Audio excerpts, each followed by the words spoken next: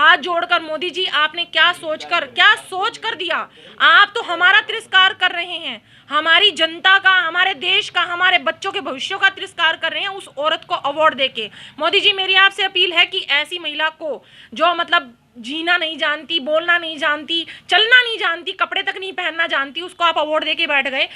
यह तस्वीरें जो आप देख रहे हैं Delhi Najafgarh ward number 44S की हैं, जहां रघुनंदन शर्मा अध्यक्ष नजफगढ़ विधानसभा पूर्वांचल शक्ति आम आदमी पार्टी द्वारा शहीद आजम चंद्रशेखर आजाद के भतीजे पंडित सुजीत आजाद के आगमन पर कार्यक्रम आयोजित किया गया। बताते चलें, इस कार्यक्रम में 26/11 हमले को याद कर शहीदों को नमन किया गया।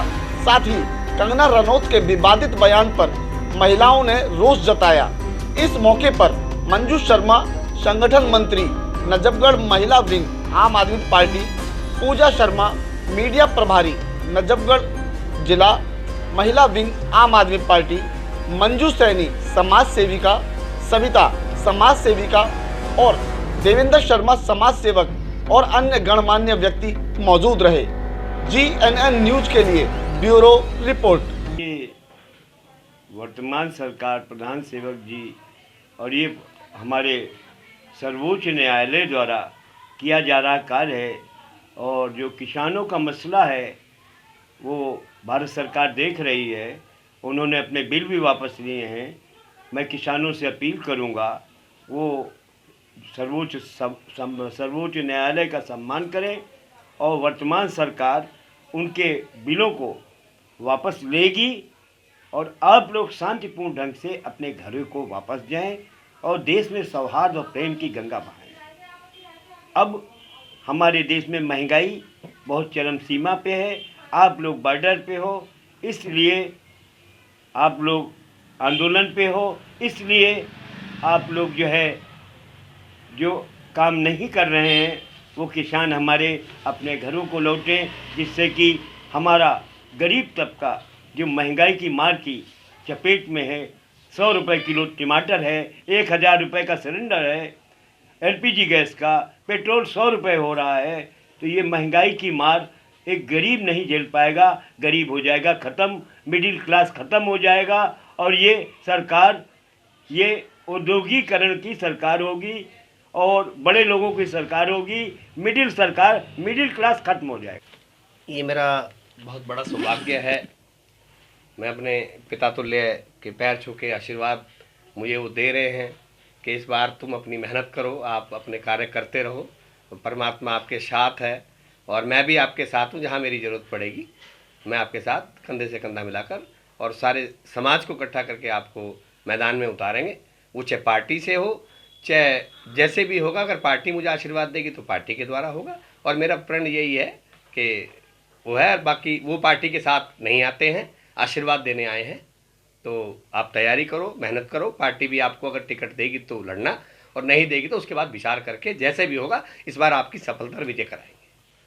तो आपका मानना है कि कोशिश करने वालों की कभी हार नहीं होती और लहरों से डरकर कभी नौका पार नहीं ये होती। तो आप मुझे बेहतर जानते हैं कि मैं कभी किसी चीज़ से पीछे हटा हूँ ना हटूँगा, और जो समाज कहेगा, जो समाज के मुताबिक बातें हैं, जो समाज चल रहा है, जो समाज को देख रहा हूँ, जो सिस्टम बिगड़ के बेहालात हैं, जो बीजेपी के जो पार्षद हैं या बीजेपी के जो MLA हैं, बीजेपी के जो MP हैं, दिल्ली में क्या बुरा हाल मचाया है। केजरीवाल साहब ने हमारे बहुत अच्छे कार्य कर रहे हैं और उनकी अच्छाई को देखते हुए मैंने ये पार्टी चुनी है, क्योंकि मैं एक क्रांतिकारी टाइप का आदमी हूँ। क्रांतिवीर समझ लो, क्रांतिकारी समझ लो, और मैं ना किसी से डरा हूँ। अनशन भी मैंने किए हैं मेट्रो के लिए, और जैसे जैसे भी कोई काम समाज का होता है तो बढ़ चढ़ के मैं भाग लेता हूँ। वार्ड में कितना वोट है, कितना वोटर है आपका इस समय? 52 से 53 हज़ार वोटर है हमारा।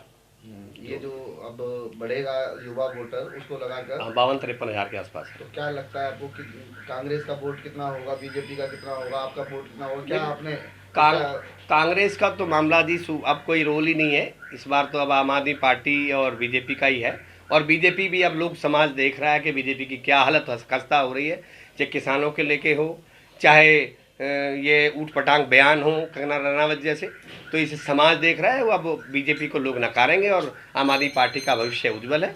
हमारे केजरीवाल साहब का उज्जवल है, हमारे माननीय मंत्री कैलाश गहलोत जी का भविष्य उज्जवल है, और हमारा तो उनके आशीर्वाद से उज्जवल हो ही जाएगा, हमें पूरी आशा। क्योंकि आज 26/11 आज जो तारीख है वो बहुत ही प्रसिद्ध तारीख है, क्योंकि हमारे देश में इतना बड़ा हमला हुआ था।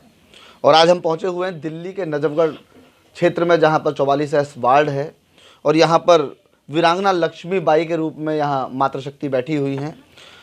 और बता दें कि पद्मश्री अवार्ड मिला है कंगना रनौत जी को, जो कि सुपरस्टार फिल्मों की हैं।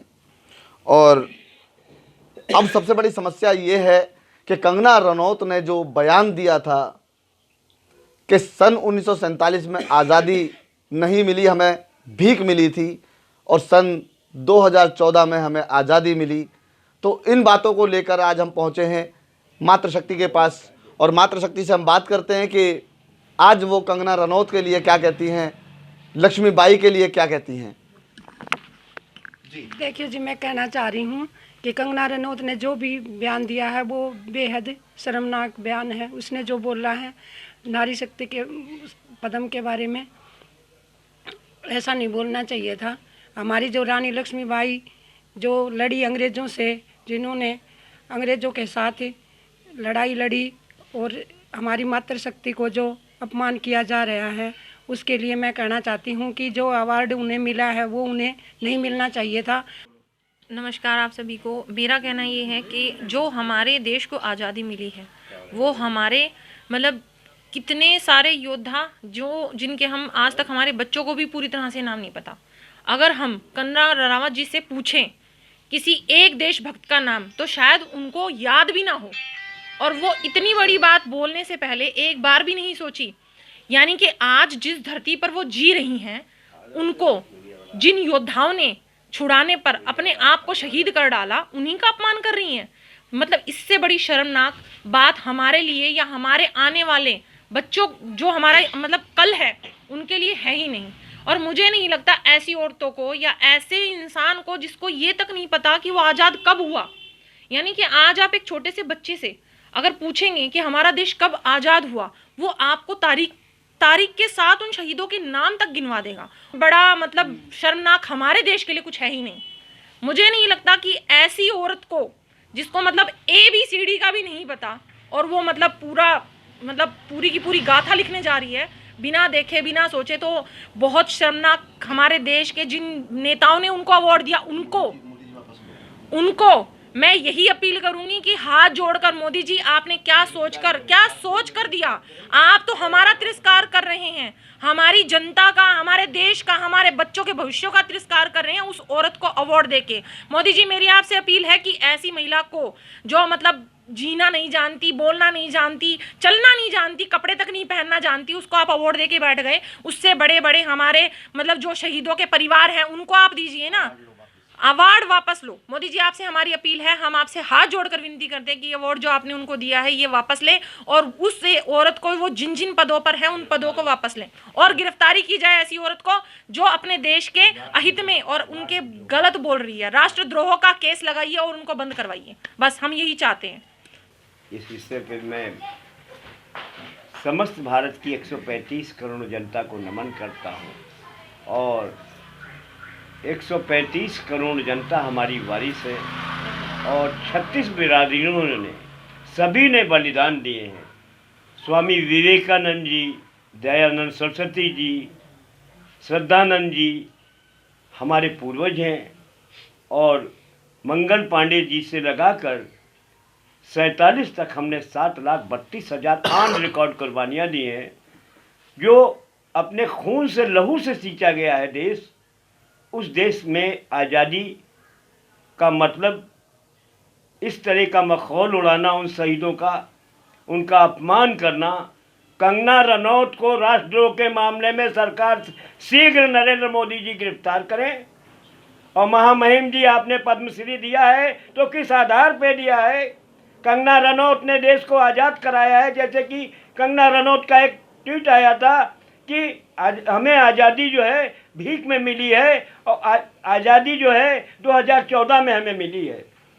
तो उन हमारे क्रांतिकारियों का, शहीद आजम मंगल पांडे, शहीद अशफाक उल्लाह खान, ऊधम सिंह, करतार सिंह सराभा और हमारे कलम क्रांति के सिपाही लाला लाजपत राय जी, गणेश शंकर विद्यार्थी जी, ये चौथे स्तंभ का भी अपमान है, भारत का संपूर्ण विश्व में अपमान है। कंगना रनौत मुझे सुन सकती है तो आज देश का युवा, यूएनए के अनुसार 65% युवा हमारे देश में है। आज देश का युवा 28 राज्यों में मैं संकल्प ले चुका हूँ। आज 27 दिन बचते हैं मोदी जी आपके पास। सोच लीजिए, पद्मश्री किसको मिलना चाहिए? आजाद हो भगत सिंह, सुखदेव, राजगुरु, सचिन नाथ सान्याल, पंडित राम प्रसाद बिस्मिल, उधम सिंह, करतार सिंह सराबा, या आप नचैया गवैयों को आप पद्मश्री बांट रहे हैं? किस आधार पे? कौन सा रिश्ता है आपका कंगना रनौत से? क्या वजह है? कौन सा उसने युद्ध लड़ा है? एक लकड़ी की तलवार लेके एक्टिंग करने वाली वीरांगना झांसी की रानी बनेगी? झांसी की रानी के परिवार का रिश्ता मेरे साथ है। मैं पत्नी हूँ शहीदों का। मैं पंडित सुजीत आजाद बोल रहा हूँ। और जो देश शहीदों के बलिदानों को भूल गया विश्व गुरु नहीं बनता। मैं 27 दिन आपके पास शेष है प्रधानमंत्री जी, प्रधान सेवक जी। मैं आपकी अमृत महोत्सव के तहत आप शहीदों का सम्मान कर रहे हैं, लेकिन आखिर ये बताइए, मोमेंटो से क्या पेट भर जाएगा? कौन सी आर्थिक सहायता दी है? और 1 करोड़ रुपया कंगना रनौत पे आप खर्चा कर रहे हैं महीने में। आखिर कौन सा काम किया है कंगना रनौत ने जो महामहिम जी आपने पद्मश्री दिया है, और उसके बाद आप केंद्र सरकार से कह रहे हैं? आप देखिए, तो ये मामला भारत के गौरव का मामला है। संपूर्ण विश्व में भारत के क्रांतिकारियों का अपमान है। आने वाली पीढ़ियां कोई भी देश के लिए काम नहीं करेंगी, और यदि यह सम्मान वापस न लिया गया तो इसके दुष्परिणाम होंगे, और वो उसके जिम्मेदार वर्तमान सरकार होगी। मैं पंडित सुजीत आजाद, नई दिल्ली, नजफगढ़।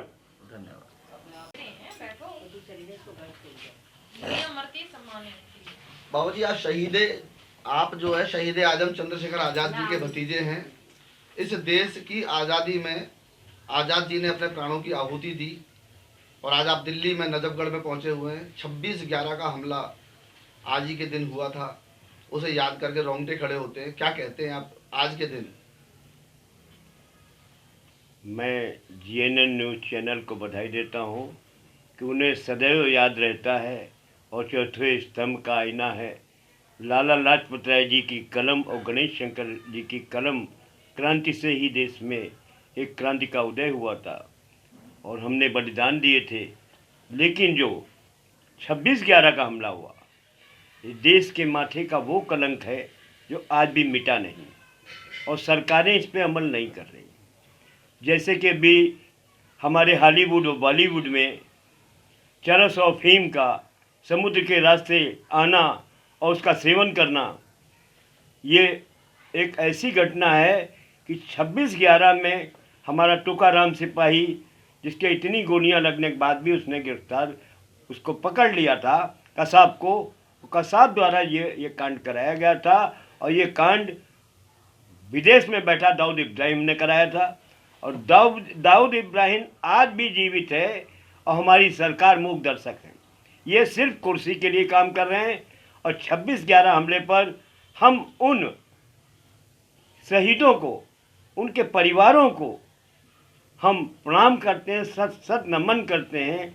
ऐसे शहीदों के, टुकाराम जी जैसे एक सिपाही के परिवार को देखिए, और जिसने कसाब को जिंदा पकड़ लिया, और इतनी कारतूस उसके लगने के बाद भी उसने उसको छोड़ा नहीं। हमारे देश के वीर जवानों के लिए एक ये तारीख है 26/11। 26/11 पे जो काम हुआ वो मुंबई बम ब्लास्ट के नाम से मशहूर हुआ, और उसके बाद भी हमारी देश की सरकारें दाऊद इब्राहिम को अभी तक गिरफ्तार नहीं कर सकी। ये विडंबना नहीं तो और क्या है, ये शहीदों का अपमान नहीं तो और क्या है। हमारे देश में विस्फोटक आते हैं तो आते कहाँ से हैं?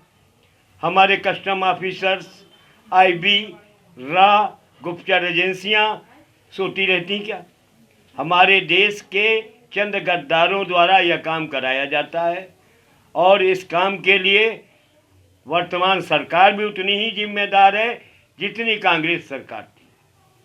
मैं 26/11 हमले पे जीएनएन न्यूज़ के सभी श्रोताओं को, भारत की 135 करोड़ जनता को मैं भतीजा अमर शहीद Chandrashekhar Azad, national president Hindustan Republican Army, histological research association पंजीकृत, मैं सरकार से अनुरोध करूंगा IBR को लगाकर, SPG को लगाकर दाऊद इब्राहिम को मौत के घाट उतारा जाए, जिससे कि भारत के इस कलंक को हम धो सकें। जय हिंद, जय भारत।